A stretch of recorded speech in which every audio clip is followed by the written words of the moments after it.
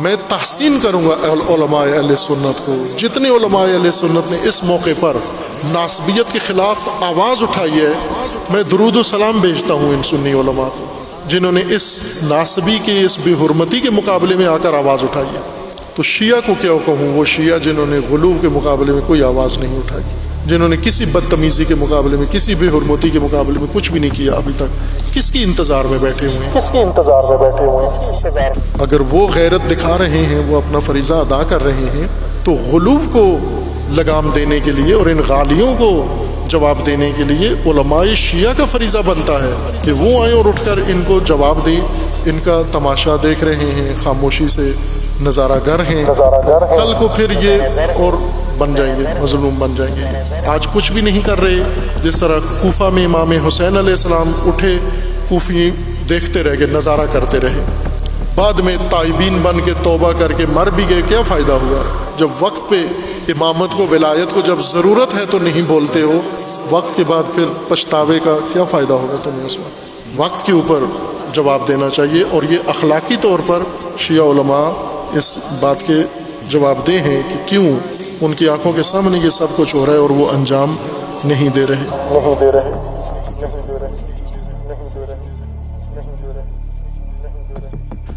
انہی کے بارے میں قرآن کا لہجہ بہت ہی سخت ہے.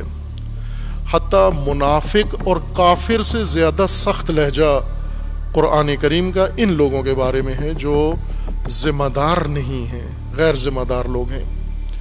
شہید مطہری فرماتے ہیں کہ امت اسلامیہ کے متعلق امت اسلامیہ کی ٹریجڈی کیا ہے.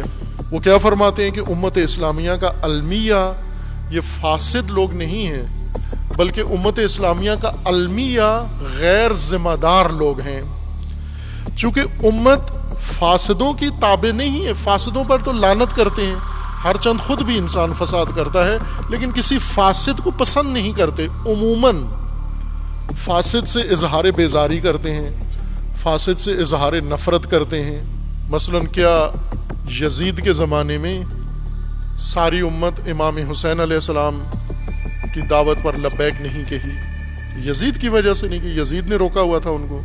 یزید کا واقعاً احترام تھا لوگوں کے دلوں میں. وہ جو امام حسین علیہ السلام کے ساتھ نہیں آئے، کیا واقعاً یزید کے تقدس کے قائل تھے؟ یہ آج کے زمانے کے ناسبیوں کی طرح جو اس وقت پیدا ہوئے ہیں، نیا ناسبی گروہ پیدا ہوا ہے پاکستان کے اندر، ان کی طرح یزید پرست تو نہیں تھے. وہ یزید سے متنفر تھے، بیزار، شدید بیزار تھے. یزید نے نہیں انہیں روکا ہوا تھا امام حسین کا ساتھ دینے سے. آج بھی آپ لوگ دیکھیں زیادہ تر ان مقدسین کے اسیر ہیں، غیر ذمہ دار مقدسین، بلا عہد مقدسین، غیر متعہد مقدسین. مجرم نہیں ہیں، فاسد نہیں ہیں، غلط نہیں ہیں، گناہ نہیں کرتے، چوریاں نہیں کرتے، زنا نہیں کرتے، شراب نہیں پیتے، جوا نہیں کھیلتے، بلکہ نمازیں پڑھتے ہیں، روزے رکھتے ہیں، زیارتیں کرتے ہیں، حج کرتے ہیں، تہجد پڑھتے ہیں. اور شہید مطہری فرماتے ہیں یہی نمازی، یہی روزہ دار، یہی حاجی، یہی زائر، یہی عالم، یہی فقی، یہی مجتہد، یہ اگر غیر ذمہ دار ہے، یہ سب سے بڑی رکاوٹ ہے. انسانیت کا ریلا اس نے روکا ہوا ہے. امام حسین علیہ السلام کے ساتھ لوگ اس وجہ سے نہیں جا رہے کہ یزید انہیں کہہ رہا ہے حسین کے ساتھ نہ جاؤ. یزید پہ لعنت کرتے ہیں لوگ، لیکن حسین کا بھی ساتھ نہیں دینا. کیوں؟ امام حسین کو مقدسین نے روکا ہوا ہے، امام حسین کے ساتھ دینے والوں کو. اب یہ کوفہ والوں کو کس نے روکا امیر المومنین کا ساتھ دینے سے؟ ایک مقدس مآب نے. کوفہ میں سابقہ حکومت کا مقرر کردہ والی ابو موسیٰ اشعری، وہ وہاں کے گورنر ہیں، بہت ہی مقدس شخصیت. تاریخ میں ان مقدسین میں سے بڑے سر فہرست مقدسین میں سے ایک وہ ہیں. جنگ جمل میں امیر المومنین علیہ السلام نے، جنگ جمل بہت شروع میں بہت یہ اس ذہنیت کے ساتھ کہ ہم فوراً حملہ کرتے ہیں اور ایک نوخیز حکومت کو فوراً ہی جو ابھی مضبوط نہیں ہے فوراً گرا دیں گے، اس ذہنیت تجزیے کے ساتھ انہوں نے حملہ کیا. اس لیے امیر المومنین نے مختلف علاقوں میں وفود بھیجے، نمائندے بھیجے، اور سب سے اہم مرکز کوفہ تھا۔ امیر المومنین علیہ السلام، جنگ بصرہ میں ہو رہی تھی، امیر المومنین مدینہ سے جا رہے تھے بصرہ کی طرف، اور ابھی کوفہ میں سابقہ حکومت کا مقرر کردہ والی ابو موسیٰ اشعری وہ وہاں کے گورنر ہیں، بہت ہی مقدس شخصیت، تاریخ میں ان مقدسین میں سے بڑے سر فہرست مقدسین میں سے ایک وہ ہیں، صحابی ہیں اور بڑے معتبر اور محترم شخصیت ہیں، سب کے نزدیک احترام کرتے ہیں۔ امیر المومنین علیہ السلام نے جس طرح والی شام کو معزول کیا، والی کوفہ کو بھی معزول کر دیا، لیکن پھر ساتھیوں نے امام علیہ السلام کو روکا، اور خصوصاً جناب مالک اشتر نے اصرار کیا، چونکہ مالک اشتر کوفہ کے رہنے والے تھے، کوفہ کے حالات سے آشنا تھے، جانتے تھے وہاں کی ترکیب اور صورتحال کو، اس لیے امیر المومنین پہ اصرار کیا کہ انہیں فوراً نہ تبدیل کریں، آپ کچھ عرصہ رہنے دیں، جب ہم کوفہ میں اپنے قدم جما لیں گے تو پھر کسی مناسب فرد کو وہاں متعین کر دیں گے، انہیں رہنے دیں ابھی۔ اس لیے امیر المومنین نے وہ لکھا ہوا خط معزولی کا نہیں بھیجا، اور انہی کو رکھا کہ کچھ دن رہیں، اور اسی اسنا میں جنگ جمل شروع ہو گئی، اور کوفہ سے ہی امیر المومنین کو توقع تھی کہ ہماری آئیں گے، ساتھی آئیں گے۔ جب پہلا پیغام بھیجا تو بہت صورتحال مایوس کن تھی، نظر نہیں آیا کہ وہاں سے کوئی آئے گا حمایت کے لیے یا جنگ کے لیے۔ امیر المومنین نے ایک بھاری وفد بنایا، جس میں حضرت امام حسن مجتبیٰ علیہ الصلوۃ والسلام کو وفد کا سربراہ بنایا، اور ساتھ ہی عبداللہ ابن عباس جو بہت بڑی شخصیت اور امیر المومنین کے مشاور تھے، سیاسی مشاور، ان کو بھی ساتھ بھیجا۔ یہ بڑے چوٹی کی شخصیت تھی امیر المومنین کے ساتھ سیاسی اور اجتماعی لحاظ سے، انہیں بھیجا، ایک دو بندے اور ساتھ بھیجے، یہ وفد بھاری وفد، اور والی کوفہ، گورنر کوفہ جب انہیں جا کر کہا کہ امیر المومنین کا حکم ہے فوراً لشکر تیار کرو اور بھیجو، روانہ کرو بصرہ، تو والی کوفہ آئے اور آ کر مسجد کوفہ میں لوگوں کو جمع کر کے اور خطبہ دیا، اور خطبے کے اندر کہا کہ خبردار کسی نے اس جنگ میں جانے کا ارادہ بھی کیا، اگر یہ جنگ نہیں ہے، یہ فتنہ ہے، یہ جہاد نہیں ہے، یہ فتنہ ہے، اور جو اس میں جائے گا وہ جہنم میں جائے گا، وہ بہت برا انسان ہوگا، اور بہترین انسان وہ ہے جو اس جنگ میں نہ جائے، اس سے بھی بڑا انسان وہ ہے جو جنگ کے لیے اٹھے بھی نہیں، اس سے بھی بڑا انسان ہے وہ جو سرے سے اٹھے ہی نہیں، جو لیٹا ہوا ہو، اور سب سے بہترین باتقوا وہ ہے جو سویا ہوا ہو۔ یہ خطبہ دے کے اتر گئے، اور امیر المومنین کے وفد نے پیغام بھیجا امیر المومنین کو کہ آپ کے نمائندہ ولی نے یہ کام کیا ہے۔ آج ولی فقی اور نمائندگان ولی فقی کا زمانہ ہے، اس وقت ولی معصوم اور نمائندگان ولی کا زمانہ تھا۔ امیر المومنین کا نمائندہ ہے، گورنر با اختیار، اور کہا کہ لشکر بھیجو، اور چڑھ کے تقریر کی اور کہا کہ خبردار کوئی یہاں سے کوفہ سے کوئی بھی نہیں جائے گا یہاں سے لڑنے کے لیے، نہیں گئے۔ بعد میں امام حسن علیہ السلام نے مسجد کوفہ میں لوگوں کے سامنے دوبارہ تقریر کی، اور عبداللہ ابن عباس نے پھر کوفیوں کو تیار کیا، اور وہاں سے بالآخر ایک امیر المومنین کا کہ بقول کے ایک جنید جند مانگی تھی، جنید آیا، جنید چھوٹی سی ٹولی، ایک ضعیف لاغر سی ٹولی وہاں سے امیر المومنین کے لیے روانہ ہوئی۔ اب یہ کوفہ والوں کو کس نے روکا امیر المومنین کا ساتھ دینے سے؟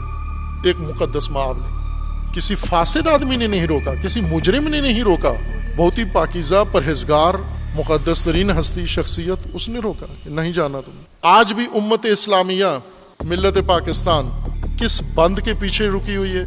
یہ رکی ہوئی قومیں اور رکے ہوئے پانی جس بند کے پیچھے رک جاتے ہیں وہ مجرمین نہیں ہوتے، وہ غیر ذمہ دار ہیں۔ شہید مطاری فرماتے ہیں یہ وہ لوگ ہیں جو خود کوئی ذمہ داری دوش پہ نہیں رکھتے اور غیر ذمہ دار ہیں، عہد نہیں ہے کوئی ان کا، اور اپنے بے عہد ہونے کے نتیجے میں دوسروں کو بھی بے عہدی اور بد عہدی میں مبتلا کر دیتے ہیں، اس لیے لوگ بھی کچھ نہیں کرتے۔ امام خمینی نے آ کر جو اصل نبض پکڑی قوم کی، ملت کی، وہ کیا چیز تھی؟ کس چیز کی خلا کو امام نے پورا کیا؟ امام سے پہلے فقہا نہیں تھے، بڑے بڑے فقہا تھے، مجتہدین تھے، کوئی ایسا زمانہ نہیں گزرا غیبت کبریٰ میں، ایک دن بھی ایسا نہیں گزرا جب تشیع کے اندر اعلیٰ درجے کے چوٹی کے فقہا موجود نہ ہوں، صف اول کے فقہا ہر عہد میں موجود تھے، لیکن انجماد تھا، جمود تھا، سکوت تھا، اور ان کی وجہ سے عوام میں بھی جمود تھا، عوام کو بھی کوئی ضرورت نہیں تھی کہ ہم کیوں بولیں، جب آگے رہبر نہیں بول رہا، جب آگے بڑی شخصیت نہیں بول رہی، امام نے آ کر اس طلسم کو توڑا، اس بے عہدی کو توڑ کر عہد کیا اپنے ذمے۔ امام خمینی کے ذمے کس نے یہ کام لگایا؟ کسی حکومت نے انہیں کہا، ملک کے اندر سے، ملک کے باہر سے کسی ایجنسی نے انہیں کہا؟ دین نے، اللہ نے، قرآن نے فرمایا یہ عہد ہے تمہارا اور اس عہد کو تم نے وفا کرنا ہے۔ قوم کے اندر جمود کس کی وجہ سے ہے؟ وہ تو گلیشیئر نے، یہ سردی نے نہیں لوگوں کو منجمد کیا ہوا، اچھے لوگوں نے منجمد کیا ہوا ہے، نیک لوگوں نے، انہوں نے منجمد کیا، چونکہ ان کے اندر کوئی احساس عہد نہیں ہے، امت بھی ساری خاموش ہے۔ امام نے آ کر یہ انجماد توڑا، یہ جمود توڑا۔ کیوں توڑا؟ امام کو کس نے اکسایا؟ امام کو کس نے متحرک کیا؟ عہد نے۔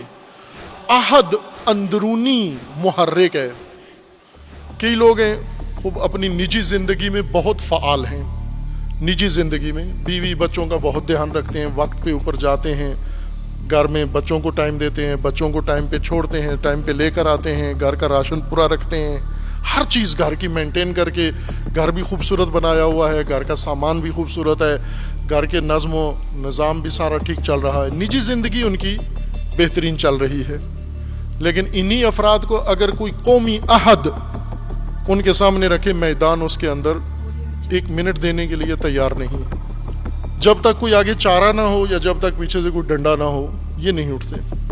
لیکن کچھ لوگ ہیں جو اپنی نجی زندگی بالکل چھوڑ کے، ترک کر کے، یہ وہ لوگ ہیں۔ مجھے یاد ہے ایک پاکستان کے اندر ہی ایک اسی طرح کی ایک شخصیت نظر آئی مجھے کہ ان کے اندر یہ گوہر موجود ہے، اور ان کے ساتھی ان کو ستا رہے تھے، قدردان نہیں تھے، گھر والے بھی ان سے ناراض کہ یہ گھر کو ٹائم نہیں دیتے، ساتھی بھی ان سے ناراض کہ یہ خود بڑا بننے کی کوشش کرتے ہیں۔ وہاں ان کی خدمت میں نے عرض کیا کہ عزیزان، یہ ہنر اللہ نے نا کم لوگوں کو دیا ہے جو اپنی زندگی میں اپنے بچوں کو یتیمی کی حد تک لے جاتے ہیں۔ ان کے ہوتے ہوئے بھی ان کے بچے یتیم ہوتے ہیں، یتیموں کی طرح ہوتے ہیں۔ کیوں؟ کہ یہ نجی زندگی کے لوگ نہیں ہیں، ان کو اللہ نے وہ توفیق دی ہے کہ پوری امت ان کا عیال ہے۔ چند چوزے اپنے پال لینا تو مرغی زیادہ یہ محنت کرتی ہے انسان سے۔ ایک مومن نے یہ کہا کہ آخری جب بیٹے کی یا بیٹی کی شادی ہوئی تو کہنے لگے جی الحمدللہ سرخرو ہو گئے ہم نے کہا کیا ہو گیا کہ سرخرو ہو گئے؟ کہا کہ 5 7 8 بچے تھے، باری باری سب پڑھ بھی گئے ہیں، نوکریاں بھی ہو گئی ہیں، شادیاں بھی ہو گئی، یہ آخری تھا جس کی شادی ہو گئی ہے اور اب ہم سرخرو ہو گئے ہیں۔ تو میں نے کہا یہ بچے پیدا کرنا، پالنا، بیاہ دینا سرخروئی کہلاتا ہے؟ کہتے ہیں ہاں یہی ہے، اور کیا ہے؟ تو میں نے کہا یہ تو مرغی کئی دفعہ سرخرو ہوتی ہے اور ہر دفعہ 30 32 چوزے نکالتی ہے، پھر ان کو چگاتی ہے، پھر انہیں پالتی ہے، پھر انہیں کسائی تک پہنچاتی ہے، پھر اس کے بعد سرخرو ہو جاتی ہے، پھر دوبارہ نئے سرے سے خاندان بناتی ہے۔ اور مرغی تو کئی دفعہ سرخرو ہے، آپ سے زیادہ کامیاب ہے۔ بلے شاہ کے بقول کے بولیا وہ راتوں کو جاگنا اگر بڑی فضیلت ہے تو کتے ساری رات جاگتے ہیں، بس وہ تو پھر تجھ سے لے گئے بازی۔ اگر رات جاگنا ہی بڑا کمال ہے تو کتا ساری رات جاگتا ہے۔ انسانی مقام تعہد سے بنتا ہے، عہد سے بنتا ہے، اور تقوی کا رکن رکین، دین کا رکن رکین انسان کے لیے اللہ نے عہد رکھا ہے، نبیوں سے عہد لیا ہے، امتوں سے عہد لیا ہے، اور وہی اللہ کے بارگاہ میں مفلحون ہیں جنہوں نے عہد نبھایا ہے، پورا کیا ہے۔